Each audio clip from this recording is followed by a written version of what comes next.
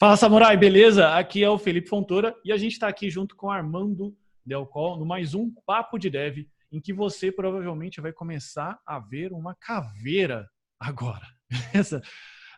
Essa caveira aqui que você está vendo, ou então que você está escutando no podcast e podendo imaginar aí uma caveira, um esqueleto, tipo aquele esqueleto lá da Santa Morte mexicana lá, beleza? A gente não virou nenhuma gangue mexicana aqui, mas eu vou falar isso por medo e também por receio. A gente não tem nada a ver nenhuma gangue mexicana, beleza? Mas eu estou mostrando para você aqui a capa e um dos fragmentos do nosso Papo de Dev hoje, que são 7,5 ou 7 erros e meio ao tentar criar um aplicativo em React Native. É uma coleção pessoal aqui de cagadinhas que eu e o Armando viemos cometendo, que a gente gostaria de compartilhar para você e para você também não fazer. Beleza, Armando? Vamos lá? Beleza, vamos lá. Então, beleza, galera. Então, vamos lá. Papo de Dev hoje, bem rapidinho. Então, a gente vai agora começar aqui a discursar sobre os tópicos. Eu não vou passar todos os detalhes, né? Porque não cabe no nosso Papo de Dev aqui, né? É um podcast bem direto ao ponto, beleza? Mas a gente vai discursar sobre alguns tópicos aqui. Então, quem tá aqui no nosso canal Dev Samurai, no YouTube, tá visualizando agora o vídeo. Quem tá no podcast pode acompanhar, beleza? E a gente vai narrando alguns detalhes. E o erro número 1, Armando, cara, que eu dei essa palestra, e essa palestra que eu tô falando aqui para você foi uma palestra que eu ministrei recentemente no PagSeguro, beleza? E foi engraçado que quando eu falei esse erro aqui, os caras deram risada, que foi assim, erro número 1, criar um aplicativo. A galera falou, mas como assim? Como assim, cara? Você tá vendo falar aqui de boas práticas de criação de aplicativo, você fala para eu não criar um aplicativo? Exatamente. Segura aí que eu explico, beleza? Qualquer ideia aqui envolvida em ser um erro em criar um aplicativo. O erro que eu acho, que é uma das coisas que eu mais vi, daí eu não sei, Armando, você vai concordar comigo, que assim, a maioria das empresas, elas têm essa cultura aqui, ó, que é essa parada aqui, ó, que eu até coloquei numa frase. Se a Nubank, e a Nubank aqui está entre aspas, e pode ser a empresa que você achar interessante colocar aqui, então, se a Nubank ou a PagSeguro, ou um player grande aí, né? Se a Nubank está fazendo, a gente vai fazer também. Aqui, vamos fazer tudo nativo. Então, os caras sempre começam assim, beleza? Então, se fulano de tal está fazendo, eu também vou fazer. Então, no caso da Nubank, o aplicativo dela, eles estão fazendo um teste com Flutter lá, mas basicamente a base de produção é nativo, então os caras falam assim, se o Nubank tá fazendo, cara, nativo, eu vou fazer nativo também, vou fazer um aplicativo, né? Vou fazer um aplicativo nativo. E daí o que os caras começam a fazer? Cara, os caras não dão importância, os caras não começam o projeto, começa meio na brincadeira, beleza? Nada contra, pode brincar, pode fazer. Só que daí os caras esquecem que o aplicativo é mais um braço daquele sistema, sabe? É a mesma coisa que eu falar hoje para você assim, cara, você tá fazendo aí em Delphi, ou em C Sharp, ou em Java, desktop, beleza? Vamos fazer web? Você percebe como as duas coisas são diferentes? Não sei se você conseguiu sacar a ideia. Sim. Daí, as duas coisas, a mesma coisa assim, ó, Palo Norte e Palo Sul. Daí você tem um aplicativo super legal, desktop funcionando, daí você faz um website lá, um sistema web bem ruim, bem zoado, beleza? Porque você não conseguiu colocar energia suficiente, não conseguiu colocar tempo. Então, esse mesmo paradoxo também funciona hoje para o aplicativo móvel, né, os apps. Então, o cara começa lá, tem um sistema web funcionando legal, com a parte de back, certinho. Beleza? Daí o que acontece? Do nada, só porque o gerente de projeto, ou então algum outro colega, alguém viu, a Nubank está fazendo aplicativos, está fazendo um aplicativo nativo, ou então as empresas estão fazendo, vamos fazer também. Daí o cara começa a fazer meia boca. Daí o que acontece? Velho, o que acontece é que vai dar caca, né? Porque daí a hora que você coloca na loja de aplicativo, o usuário da empresa não vai ter uma boa experiência, e daí é onde começam as notas baixas. O problema é quando você quer fazer só para imitar, né? Exatamente. Você tem que ter uma noção do problema que você quer resolver e aquilo tem que fazer sentido, né? E tem que fazer sentido também até para a plataforma que você está usando, cara, porque eu já vi muita gente tentar replicar o que tem na plataforma web pro mobile, e daí dá problema, cara, porque se você tenta replicar todas as atividades, todas as funcionalidades, tem funcionalidades que simplesmente não dá para fazer. né? Por Sim. conta da limitação do aparelho, da tela, do formato de input. Cara, É. eu odeio digitar no smartphone. É muito pequeno. Tipo, a experiência do usuário é diferente, né? Tem É várias tudo questões. diferente. Então, assim, o cara que está lá no RP, por exemplo, o cara quer criar um aplicativo do que ele tem no RP dele lá, gigantão, cara, vai ser muito difícil você replicar a experiência de um formulário de cadastro de cliente que é gigante.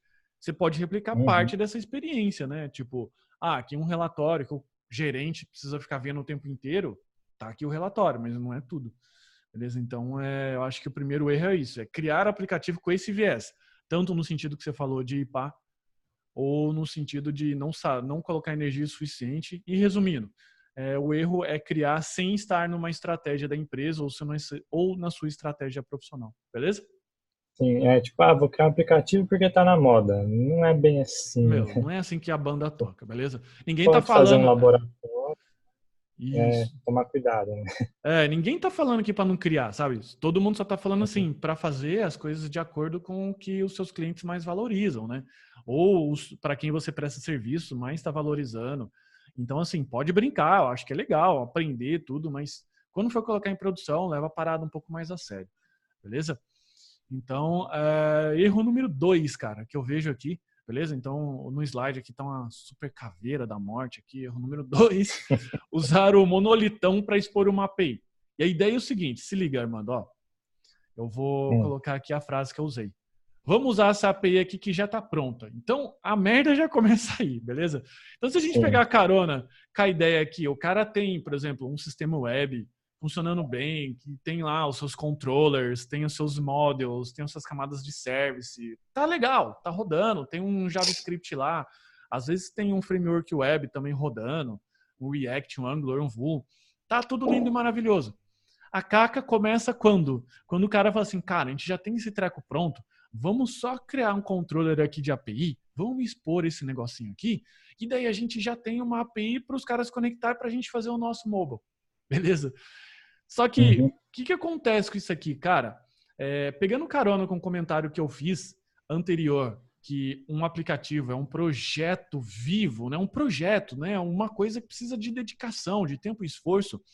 Que vai acontecer com esse projeto quando ele começar a crescer? Ele vai começar a ter as demandas próprias dele, beleza? Então, assim, o cara vai começar a ter funcionalidades que no aplicativo precisa, que na web não precisa, ou vice-versa, sabe? Daí, vai criar o que eu chamo de Frankenstein, naquele núcleo Sim. duro, sabe? Então, o cara começa tendo que começar é boa, mas começa tendo que corta, edita, brincadeira, aqui a gente não tem É. edição.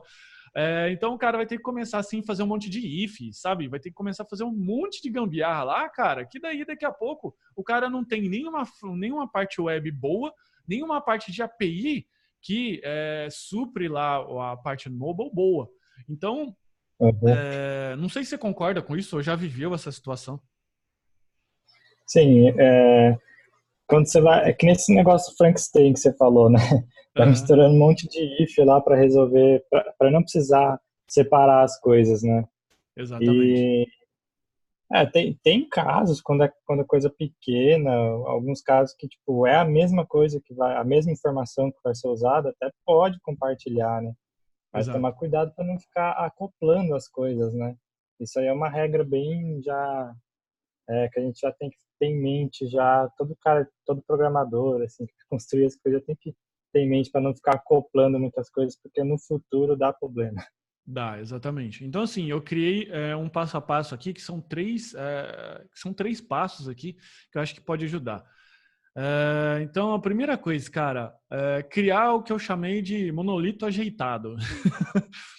O que é monolito ajeitado? Vem de uma palestra que eu assisti no ReactConf esse ano, que teve um dos palestrantes que falou sobre o conceito de monorepo, beleza? Que eu achei bem legal. O que é um monorepo?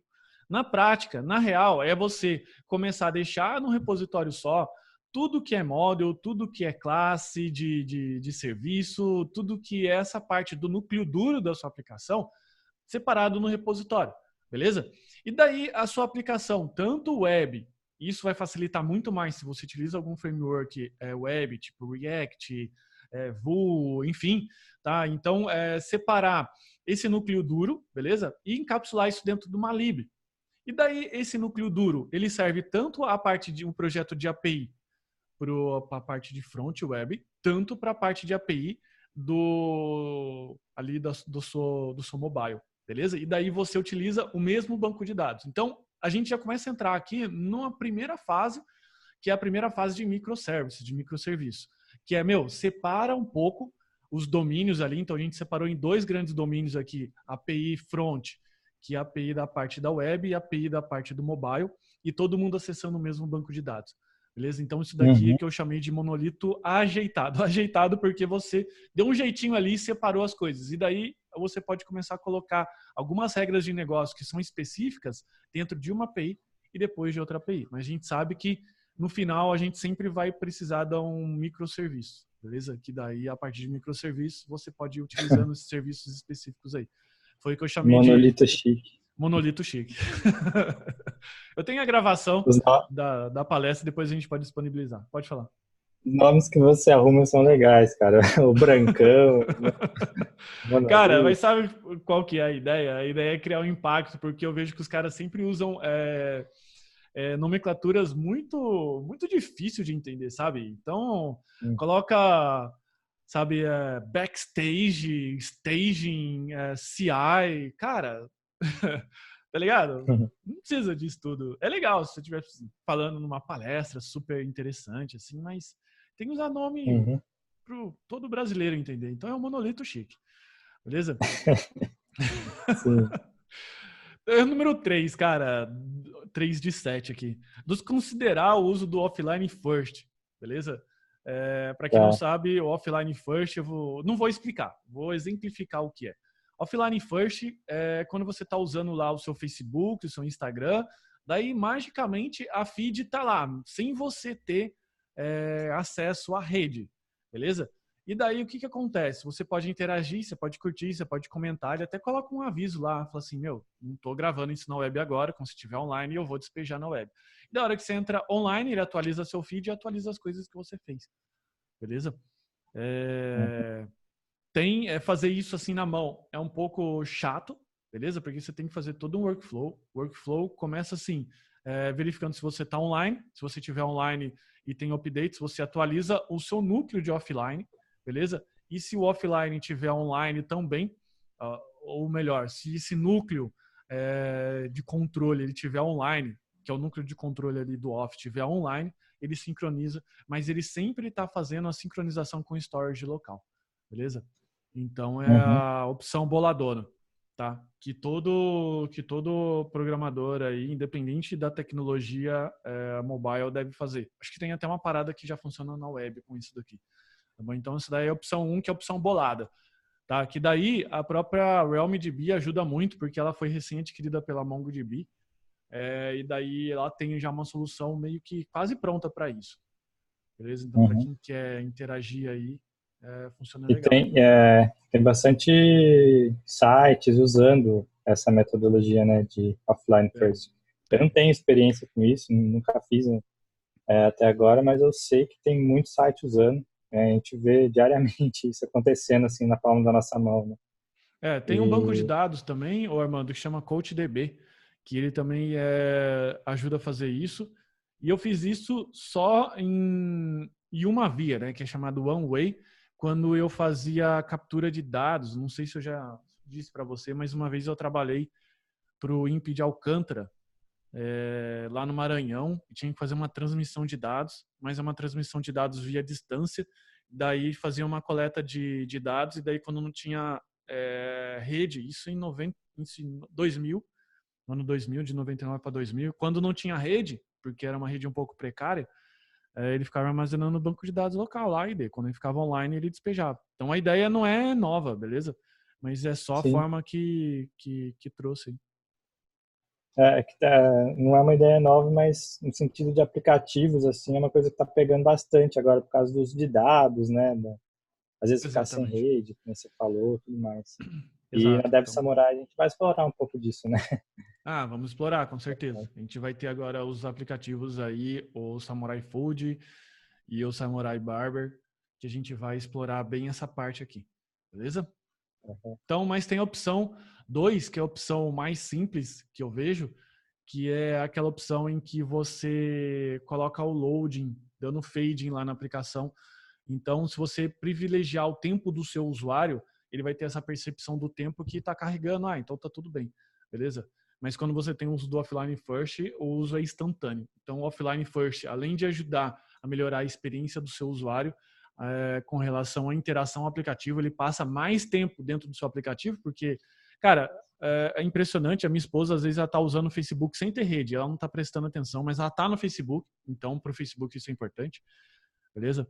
Uhum. Então, se você não consegue fazer isso, pelo menos coloca um fadingzinho lá, falando carregando, que simule um tipo de texto, beleza? Então, quem está no Uhum. canal do YouTube assistindo pode verificar essa imagem aqui, tá bom? Armando, isso daqui Uhum. é contigo, cara. Você está usando o Redux aí. E a dica número 4, ou erro fatal número 4, é usar o Redux prematuramente. Fala aí para nós aqui o que você acha disso. Porque o Redux ele é uma arquitetura que não é tão simples assim. Não é uma coisa absurdamente complicada, mas não é tão simples você chegar e já fazer o Redux, né? Tipo, Exato. vamos usar o Redux, você vai fazendo lá. Uhum. Você tem que pensar bem, né, na arquitetura do aplicativo, porque ele vai influenciar a arquitetura toda do aplicativo, né? Exato. E quando você começa a usar ele prematuramente, você acaba se confundindo em algumas questões e, e também você você complica demais e acaba perdendo muito tempo com uma coisa que pode ser mais simples, né? Então, Exato. é bem mais fácil você construir tudo, a funcionalidade, ver o aplicativo funcionando ali, nem que não seja o resultado final, mas você vê ele Uhum. funcionando, aí depois você vai vendo, aqui eu vou precisar compartilhar os states. Uhum. Não, aqui eu não posso passar por props, aqui tem que ser um estado universal aqui, né, no aplicativo. Exato. Então, daí você vai começando a pensar no Redux. Então, assim, pela experiência que eu tive até agora, é bem melhor você pensar no Redux depois de ver a tela pronta, a funcionalidade Uhum. acontecendo já. Ou seja, cria os componentes, cria lá os botões, clica, Uhum. brinca com a tela ainda não está usando API, não está usando nada, a sua tela lá, na verdade, está utilizando um array de objetos, beleza? E daí, Sim, depois que você está satisfeito com a sua tela lá, daí você vai criando as outras, daí depois, como um todo, você vê como é que elas se interagem e compartilham as propriedades, os objetos, os states isso e é. tudo Você mais. tocou num ponto que eu até esqueci de mencionar. Às vezes você está começando o aplicativo, você faz uma tela ali, né? E uma tela, tipo, não tem por que você usar Redux numa tela, né? Não Exato. sei, não tem por quê. Uhum. Aí, então, você vai construindo as outras telas, vai fazendo a navegação e tudo mais, você vai percebendo a necessidade do Redux nessa medida. Então, não é legal usar prematuramente, não só porque talvez você não vá precisar, mas também porque você acaba perdendo tempo ou se confundindo antes da hora, né? Ou seja, gasta tanta energia ali batendo cabeça, sendo que já poderia estar longe no projeto e já poderia estar criando bastante É, coisa legal. E aqui a gente está falando de projeto sério. Você quer fazer laboratório, você quer uhum. brincar, deve brincar mesmo, deve curtir, deve É testar, isso mesmo. beleza? Essa dica aqui vale para projetos sérios. Então, se tiver num projeto sério, num projeto pessoal, que você precisa entregar alguma coisa para o cliente lá na empresa, beleza? Não brinca com Uhum. essa parte, entrega mais. E daí, ou então você pede licença, galera, vou abrir um fork aqui do projeto, vou brincar com o Redux. De repente, se for um combinado aí, tá? Uhum. Mas eu abri esse erro aqui colocando essa frase aqui, ó, dia zero do projeto. Bora usar o Redux com SAG, também aqui um Machine Learning, eu coloquei 3 pontinhos para mostrar, exprimir aí bem essa parte aí do laboratório, da galera que, pô, já sai desesperada, já querendo usar uma parada super complexa lá, sendo que não é hora. E o que eu costumo Sim. dizer é o seguinte, cara, que cada vez que você usa uma otimização prematura, uma foca fofinha do Alasca, ela morre, beleza? Então, toda vez que você fizer uma otimização prematura, lembra da foquinha do Alasca e não mate essa foca do Alasca, beleza? Então, fica essa dica aí para você. Erro número 5 aqui, já um pouco mais específico do React Native, que é uma das coisas que enche muita paciência, fazer o prop drilling, que daí, no caso, o Redux já ajuda bastante. Beleza? Então, para quem não sabe o que é prop drilling, é quando eu fico passando uma propriedade para vários componentes que são filho daquele componente maior. Então, um exemplo disso é a propriedade navigation, quando eu estou usando o React Native o componente, né, o Alib React Native Navigator, Uhum. que daí você tem a propriedade Navigation, que daí você vai passando para tudo quanto é lugar aquele treco lá e fica um negócio que não tem nada a ver. É, Então, cada vez que você passa um degrau, né, você começa a ter que, no componente maior, no componente pai, tendo que receber 150 daqui a pouco propriedades, você tem que começar a arquiteturar todo esse processo. Tá bom? Então, tem uma uhum. receitinha padrão que eu uso, que até eu comento bastante nos cursos, que é assim, cara, usa até no máximo uns 3 níveis, sabe? Não passa muito disso. Então, passa essa propriedade Sim. por 3 componentes ali, né? O componente pai, o filho dele e o neto dele. Não passe mais do que esse nível, que daí eu já acho que é a hora de usar uma das coisas que você, ou Armando, estudou bastante, deu várias dicas para mim, que é a Context API. Que a Context API do React, ela tem essa propriedade de guardar estados, compartilhar estados entre componentes, beleza? Fazendo alguma coisa que é parecida ao Redux, ok? Claro que o Redux é um componente bem mais completo do que o Context API, mas o Context API eu coloquei aqui mais para a gente Ele lembrar é mesmo. nativo, né? O Context API, né? Oi? Ele é nativo, né? O Ele é Context API nativo do do React. Use Redux também é nativo do React. Então tem várias coisinhas que o Redux fazia, que eram coisas simples, que a galera do React trouxe para dentro da lib, e daí já dá para você fazer bastante coisa, beleza? Então já é até emenda um pouco com o papo anterior, com a dica anterior, que é, procura utilizar componentes que são nativos primeiro do framework. E daí você não precisa ficar Uhum. inventando modo, beleza? Beleza. Cara, erro número 6, arquitetura de componente mal feita. O que é arquitetura de componente mal feita? É quando você cria os nomes de projeto, os diretórios, dos nomes de componente, o diretório desses componentes e toda a estrutura do seu aplicativo, às vezes até aumentando demais o número de componentes, sai criando componente para tudo, ou ao contrário, não cria componente para nada, só cria lá um app.js, né?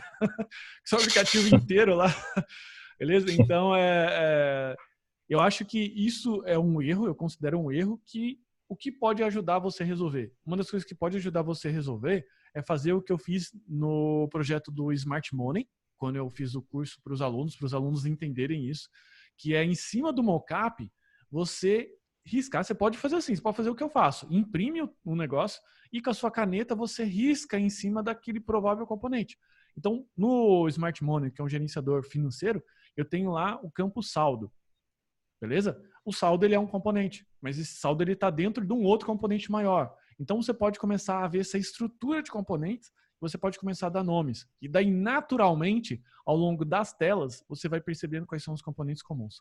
Certo, irmão? Não sei se você já chegou a fazer isso Sim. daí. Eu comecei a fazer isso no Samurai Food, né? No Exato. Samurai Food que a gente está fazendo e gravando aqui já. O Exatamente. Smart Money, eu peguei já essa parte já feita, né? Você já tinha feito essa separação, essa arquitetura, né? Entendi. E Verdade. cara, sem isso daí não tem nem como começar que você pode até começar. Você faz uma tela, um componente, depois você fica perdido, não sabe para onde vai. Exatamente. Então, é uma dica bem legal, que eu acabei fazendo isso daqui, funciona. E é legal também para quem trabalha em equipe, porque daí todo mundo vai começar a usar o mesmo componente, o cara sabe onde está. Então, é um mapa de componentes que você consegue fazer. Em cima do mockup, que é mais legal ainda, porque daí fica bem visual. Daí o cara percebe como as coisas se interagem lá, e daí você vai até começando a perceber como que você pode usar esses partners de desenvolvimento, como a arquitetura Flux, que o Redux implementa. Beleza? Uhum. Então, erro número 7 é achar que o React Native ele é nativo. Isso é um erro É. bem comum da galera que não sabe muito como o React Native funciona. Mas apesar do React Native ter uma excelente performance, beleza? Ao rodar nos dispositivos, a interagir com dispositivos nativos, ele não é nativo, beleza? Imagine ele como sendo uma ponte, ok? E tem até aqui um esquema, para quem está assistindo no canal Dev Samurai, tem um esquema de funcionamento do React que você está ali no nativo, então de repente ele cria 3 threads, na verdade, que é uma thread que ele chama de thread nativa, a bridge e a JS side. Então quando você está ali mostrando um botãozinho, por exemplo, chamado clique aqui, no momento que você clica, ele gera um evento e a bridge, que é a ponte, entrega para a camada de JavaScript interpretar esse evento. Ele executa o que ele precisa executar, passa de volta pela bridge e atualiza o seu lado de visualização, a parte de view. Essa parte de view, ela é uma parte nativa. Então, por isso que o React Native tem bastante performance no momento de executar. Mas ele está longe de ser uma arquitetura 100% nativa, beleza? Que é o caso de quando você faz um projeto, obviamente, nativo. Certo? Sim. Então, tem essa questão aí. E o erro 7,5 ou 7,5, né, que é uma jogadinha só de curiosidade, é não aprender o React Native. Então, assim, o React Native é uma lib bem legal aí de desenvolvimento mobile. E o mais legal que eu acho dele é que não importa o ambiente que você tiver, se tiver no front ou tiver no mobile, você vai fazer em React Native, em React, que no caso é o framework, e os dois compartilham de muita similaridade e você consegue assim transitar pela web e pela parte de mobile muito facilmente. Não sei se essa é a sua percepção também, Armando. Sim. Eu tive a oportunidade de trabalhar um pouco com React.js na web, né? Durante uns meses aí. E eu nunca tinha trabalhado com React Native.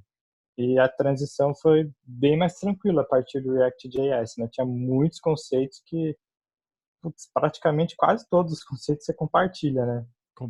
Do uso da ferramenta. Daí é claro que no mobile tem outras questões que você se preocupa, mas aí é com o tempo que você vai adquirindo. Mas assim, o uso da ferramenta, que já é uma coisa, um impedimento que pode causar, se você não souber usar a ferramenta, você não vai chegar no resultado, né?